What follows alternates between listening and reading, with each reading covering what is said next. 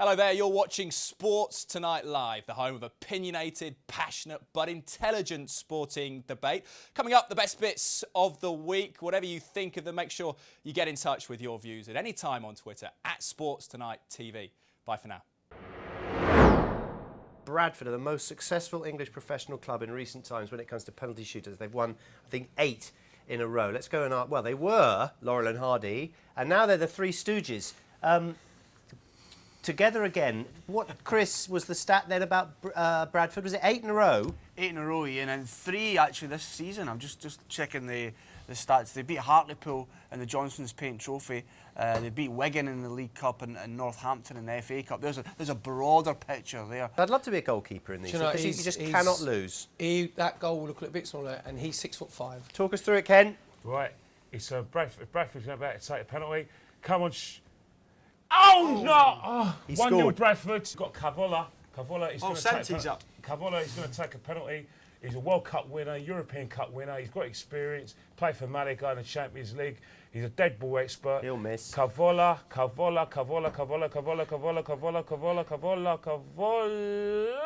Miss save. Good penalty though, wasn't it? Great save. Bradford coming up. It's Jones. It's right-footed. Oh, it's 2-0 up. 2-0 up. What a penalty. What a penalty. Well, you can see, Perry, you can see why this team wins penalty shootouts, can't you? The technique of Doyle and Jones has been absolutely fantastic. I bet it's Maran Shamak. Maran Shamak, redeem yourself. Redeem yourself. Oh! He's hit the post. He's hit the post. He's hit the post. Oh, no. Right, it's Dobby. If Dobby scores this, we might as well go on. Oh! Saved by Sir Chesney, and Arsenal is still in it.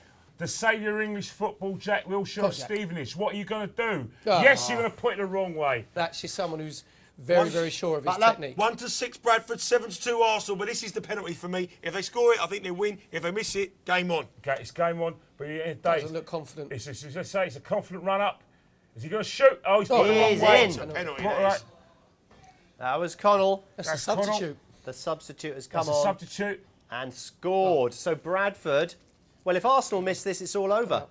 Chamberlain. Got to score. He's got to score. He's got to score. It's no imperatives. Do not change your mind. Do not blast it into oblivion.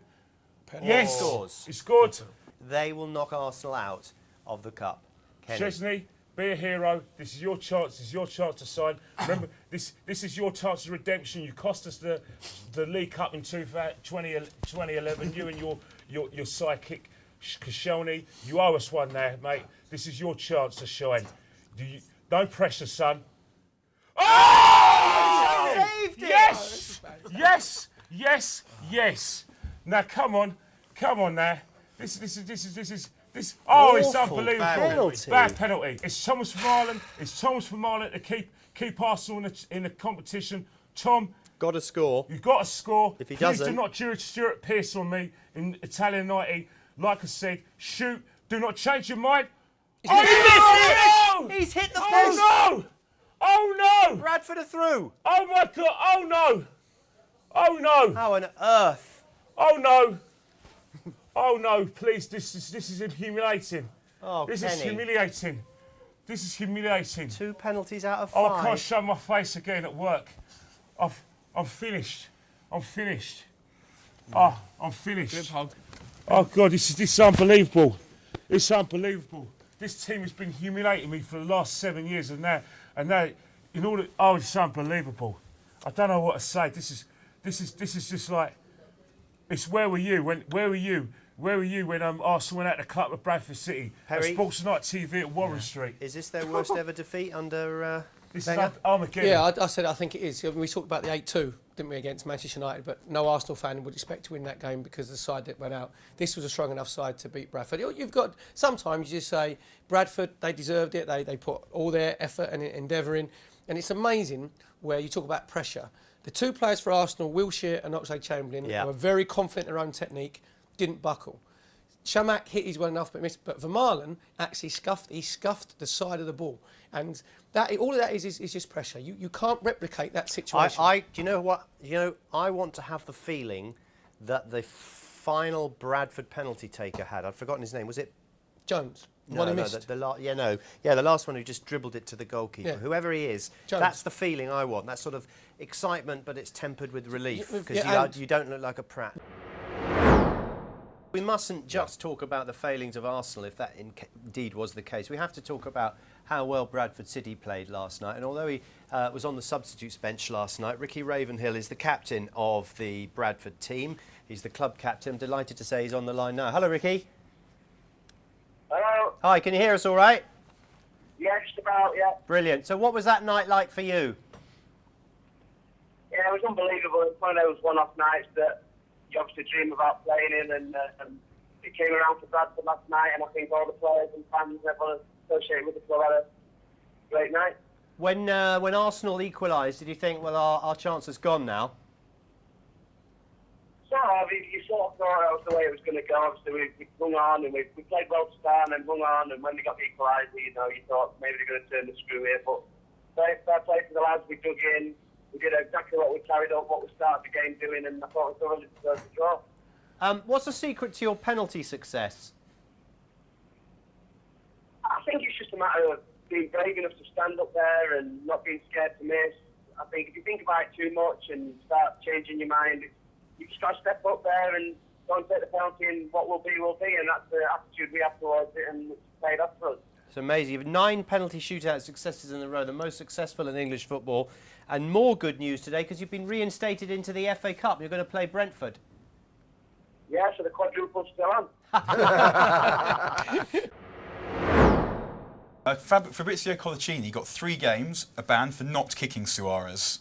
And when you compare that to 5 games for racism, it's totally unacceptable. And I think now that we've had these 2 big racist cases in the last year, this is an opportunity for the FA to say this is a strict liability situation. So even if they'd have accepted John Terry's defence, it would have been an opportunity for them to say, if you subsequently used the 2 words that you used next to each other on a football pitch, it doesn't matter whether you were repeating the words, it doesn't matter whether it was a joke and he's your friend. If you do it, you're going to get a ban for this amount of time. It's a strict liability, and there's no context that makes this acceptable. Dan, you're absolutely right. And you know what's happened there with this Daniel. Doug, or Dan? Did you just call me Darren? I don't know. Daniel, sorry. But anyway, the reason why they come out with this 5-game ban is so to kind of prove a point they weren't wrong about John Terry. Because the 8-game ban that they gave to Suarez, they came up with was it 3-game ban for John Terry. So the FA are still trying to justify the John. That's why they come out with this 5-game ban. Show racism, the red card. What's their view? Well, they set the marker at 8 games with Suarez, and that was absolutely right. It set down the mark. The FA said, yeah, well, it's not like you're being sent off on a red card at a game for 2 tackles. It's not like you're being sent off for abusive language. This is serious, and they gave him an 8-game ban, 5 games more than what you usually get. John Terry did exactly the same thing, and Daniel's absolutely right. Because he only said it once was their justification. He got a 3-game ban. Again, this 5-game ban is then the FA again trying to justify the punishment. Forget about trying to make yourselves look right. Just do the right thing for a change, the FA, and set down the marker, which you've already done, and don't back off from it. You know, because they've done it. Suarez went through this Suarez thing, and it was, I'll tell you what, went for a lot. Liverpool club, their brand is so hurt. And I think the FA did brilliantly in seeing it through and doing it properly. I think they did brilliantly in taking John Terry to, even though he was found not guilty in court, which is a totally different thing, to see it through. And then they let themselves down. Then they wash it down and they minimalise it by a 3-game ban. The FA have got to be brave and sow some bottle for a change and see things through. They say 8-game ban, job done. I think you're absolutely right. You both put it very well indeed, and it's interesting really because I was talking about that picture of the makeup of UEFA. It's not nice to say, but when you look at the makeup of the people who run the FA in this country, again, white middle-class men, you know, do they understand what it's like to experience racism? I say no, they don't, and that's why we got this wishy-washy attitude to it, instead of, as Leroy says, setting a bar and sticking to it.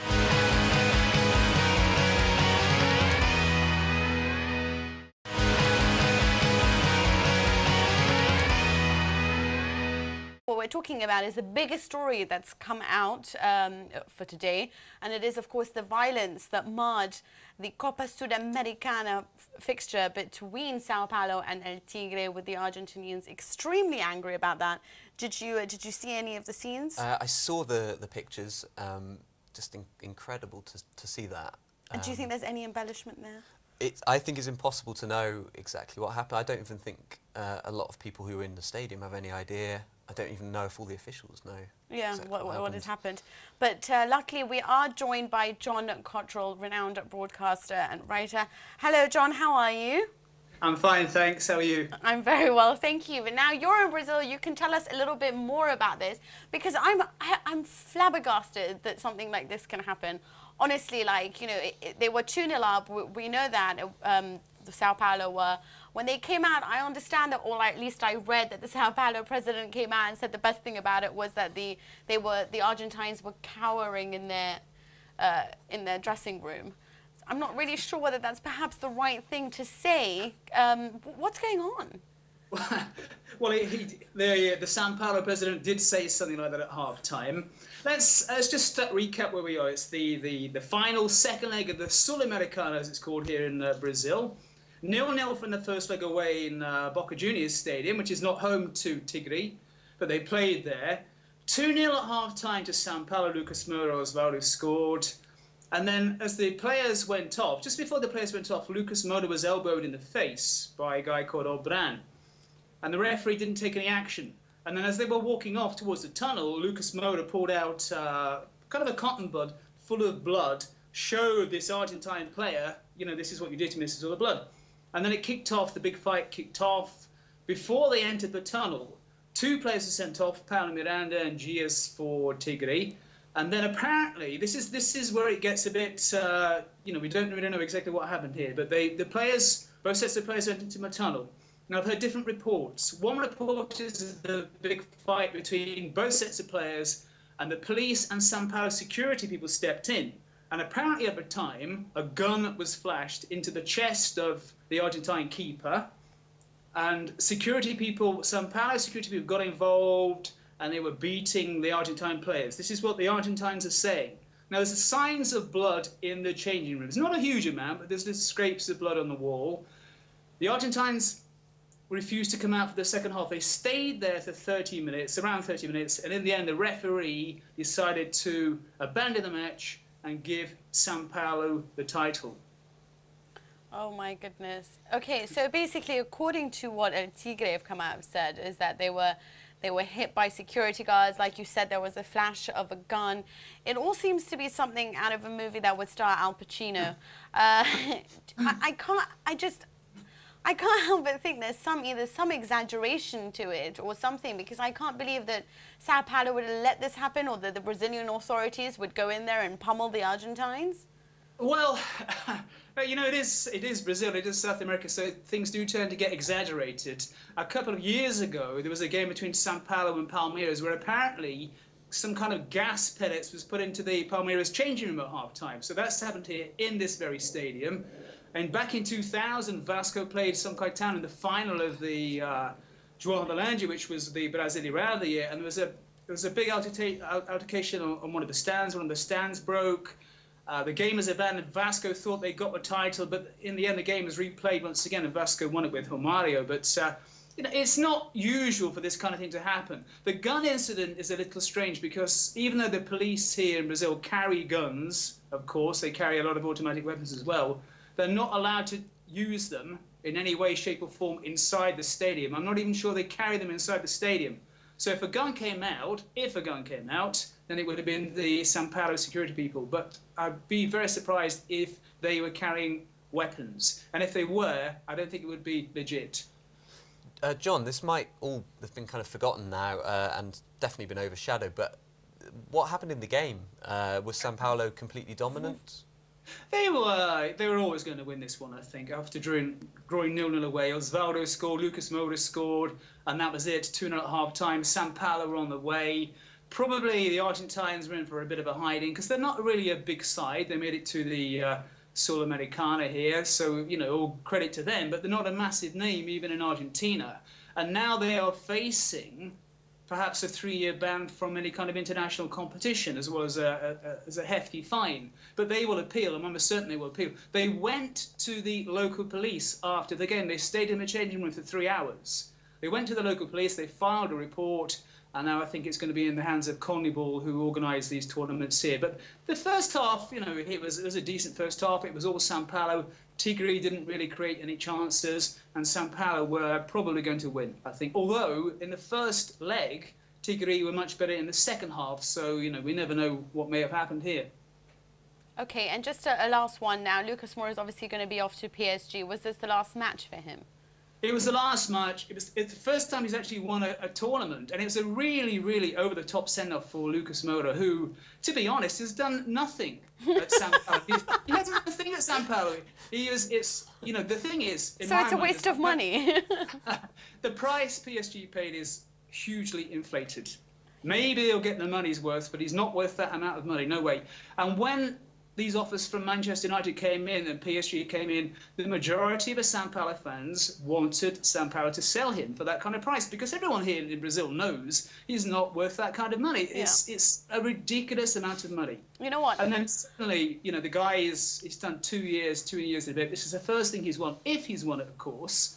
And he was being treated like the big hero. This is Lucas Moura. And to me, it appeared more like he'd re-signed a contract, and not that he was leaving the club for money back to PSG. Well, to be honest, I mean, I've watched him play a long time. He does have flashes, but I get it. I wouldn't have paid that much money for him either. No, the week that we've had and the weekend that we're looking forward to, I mean, what is your overriding feeling now ahead of it? The game that stands out for me, Dom, is actually Arsenal-Reading on Monday night. Because of the week that Arsenal have had and because of the result at Bradford, which was obviously disastrous, there's so much pressure now on this game for Arsenal and so much riding on it, and I think, you know, that's suddenly become the marquee game in a way, even though it doesn't affect the title race or anything like that. That does have effect on the relegation race. It does indeed. Let's see what the papers are saying. Mirror have gone with the race round, and this is Rio Ferdinand who's obviously said his piece about that. But I think the overriding feeling is that something a little bit more than a fine has to come into the equation here. Yeah, a boycott from those that have been wronged, and also those that are doing the wronging. That they need to be banned. They need to be thrown out. There's something that needs to come along with just not. But if they're not going to be banned, then what can be done in terms of, okay, it's one of those situations. If you can't join a band, you form your own band. I mean, can you do your own thing? Is there something that the England players themselves can do? Is there any action, do you think, that can be taken? I think that there needs to be sort of a zero tolerance policy from UEFA. And it's interesting that Michel Platini said he would look to overturn the verdicts himself. So he doesn't even agree. He's the UEFA president. He doesn't even agree with the punishment of the governing body itself. And I think, clearly, everyone certainly in the UK is universally agreed that the punishments are too weak. But this is something that's not something that's new. It's been going on for 10 years. I think obviously the punishments have to be a lot stricter. The fines, if you're not going to ban them, suspend the countries involved from competition, then the fines have to be so severe that they'll think twice about acting like this, and that they'll make sure it won't happen again, basically. Is there another goal for Villa, Darryl? Well, Darren, it sounds like Benteke's ears must have been burning, because he's just made a fantastic run into the box, basically untouched once he got into the box and blew it past Reina. It is, going to be a tough day at Anfield now, but it is now 3-0 Villa. Goal at Queen's Park Rangers' Loftus Road ground. We don't know who scored it. Kyle Bond does. Who scored it, Kyle? It's wrong-footed Mark Schwarzer, and that is the goal that QPR have been looking for. Deflection off Breda Hangeland. Great goal for Queen's Park Rangers. Adel Tarab scores it. And I tell you something, they've needed something from him because he's promised so much to deliver. There are goals all over the Premier League because there's one gone in at the Britannia Stadium as well. Rory Flanagan's watching. Rory, who scored it? Stoke have equalised, and can you guess how? Long ball from the back. I'm going to stop you now because there's been another goal at Carrow Road. Daniel Edwards is in Buenos Aires watching. Have Wigan equalised, Daniel? They have indeed, and it was a fantastic goal. Connie got it to the byline, squared it. Norwich's defence was very flat, and I believe it was Maloney who smashed it in from the edge of the area.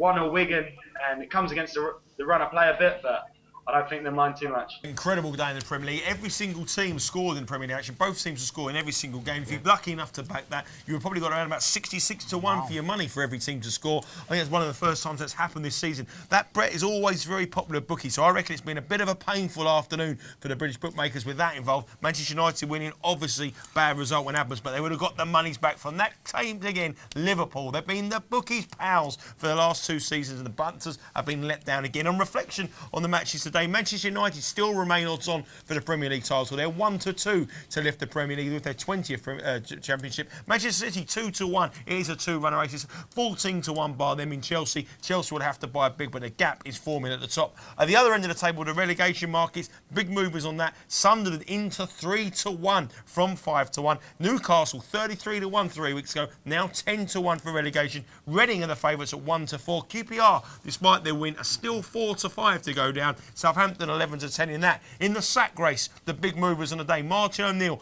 backed as favourite to be the next manager to lose his job. 6-1 he was this morning. Now 7-4. And look at their fixtures. Their next 3 fixtures: Southampton away, Manchester City at home, Tottenham at home. Will he be there for the Tottenham game? I'm not so sure. 6-1 into 7-4. And the other man being backed, Alan Pardew, 25-1 this morning, into 10-1 after that defeat today. And their next 3 games: QPR at home, Manchester United away, and Arsenal away. Big bigs, but probably the biggest shock for me and the biggest result of the whole of the league was in the Championship, where Cardiff have gone down 10 wins out of 10. The bottom team come Peterborough and they win. That's the betting roundup from me. Incredible stuff. Just some stats from me. Manchester United now Christmas #1 this year. They will be top on Christmas Day, that's assured. 7 of the last 8 teams that were top on Christmas Day won the title. So that's very good news if you're a Manchester United fan. Let's see if the magic's been flowing in the race for the sports tonight. 6 will take you through the team, starting with Flash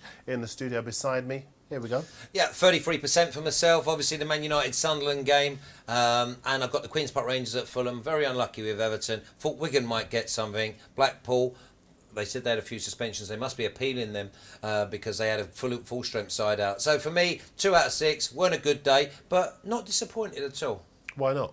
Well, because I think my foes, they probably went with Liverpool as well, so that's understandable. Norwich, Wigan, I'd still go with Wigan again. Everton were unlucky. So for me, it's average. 33% every week, I'll be happy. I did warn you about Norwich. Let's go to the Bet Butler now, because he's in good form. Let's see if that's reflected in his Sports Tonight 6. It's not reflecting, I don't think. I think I've got 2 as well. I mean, obviously, Manchester United, everyone got there. Liverpool let us all down. I wouldn't back them, but I had to put them in the 6. Norwich and Wigan was a draw, 2-1. QPR got the draw. They didn't get the draw, 2-1 again there. Stoke Everton was my bet of the day, so if you followed the bet of the day, you would have made the money. And Blackpool Blackburn, I've gone for the draw there. It's the same as Flash 2, but just keep that lead at 2 at the top of the table. I did warn you about Norwich. Let's go to Chris Graham and see how he got on today. I think I'm back, you know. I think I'm back in the groove here. 4, You get are. in there. I'm going to pull tonight. I'm telling you. 4 out of 6. That'll be 5 out of 6. It will be. It will be. I just went with the stats. Stoke Everton, the draw. The stats screamed the draw, and I just thought at the bottom there, Blackpool unbeaten in 7 against a Blackburn side who really missing Steve Keane. Let's be honest here. Henenberg just 6 points from I think 24. So I'm happy with that, guys. I'm back. I want to be Christmas #1. Roll on next Saturday. Let's see if you've got a chance, because this is the state of the Sports Tonight table with those results fed in. And it's now levelled behind the Bet Butler. So Chris Graham making a resurgence. Flash, you need to get a move on. I'm all right. I've got no worries. I'm sitting there an absolute triple handful. You'll see me in May like that.